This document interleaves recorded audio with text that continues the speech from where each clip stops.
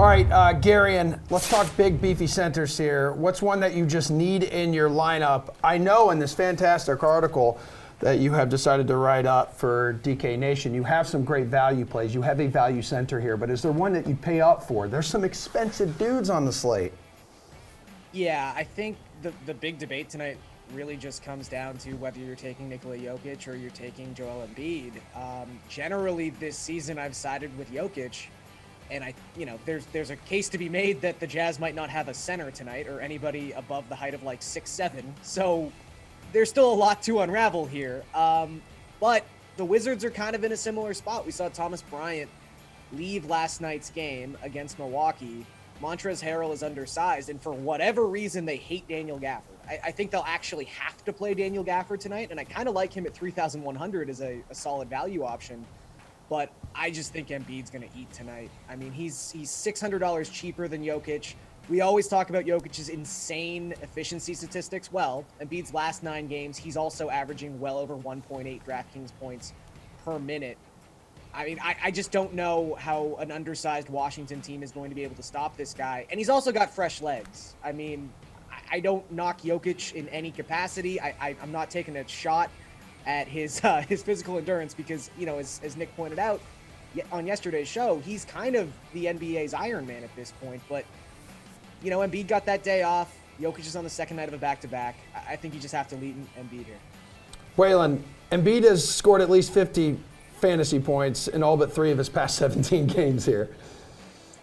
Yeah, I mean, normally I feel like Gary and I are on here every day saying play Jokic, doesn't matter what the price is, but this is one of the rare times where I would pretty definitively lean Embiid over Jokic. Like Gary said, Jokic is on a back-to-back.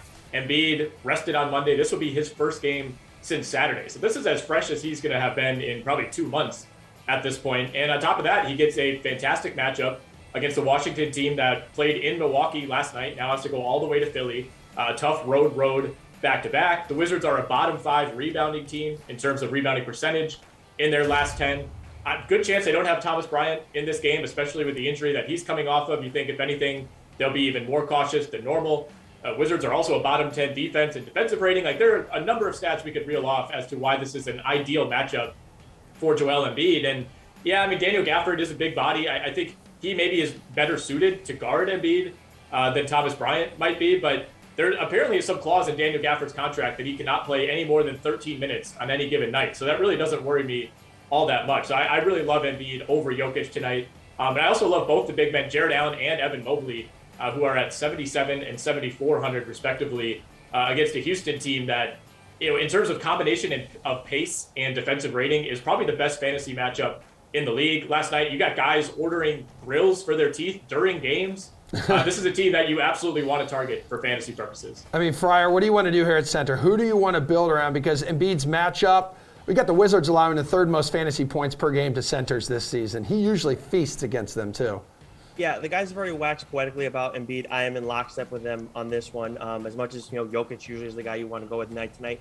If you want another guy, though, another option who has center eligibility, but also has forward eligibility, I like Wendell Carter Jr. at 6.2K going up against the Pacers for similar reasons that we're talking about, where some of these teams are dealing with size issues right now. Because as much as Goga and Brissett are both questionable tonight, still, we've seen guys like Serge Ibaka go off for a double-double against the Pacers last time out. Maxi Kleber had a double-double as well when Kristaps Porzingis had to leave early. Wendell Carter Jr. is coming off a 24.8 rebound game against Chicago, had a double-double the game before that. And this is that game that's 3rd highest on DraftKings Sportsbook, tied with the Celtics Hornets on the total. So I like him a lot tonight, too. Of course, you can slide him in at center, too, and you save a little bit of money at 6.2K.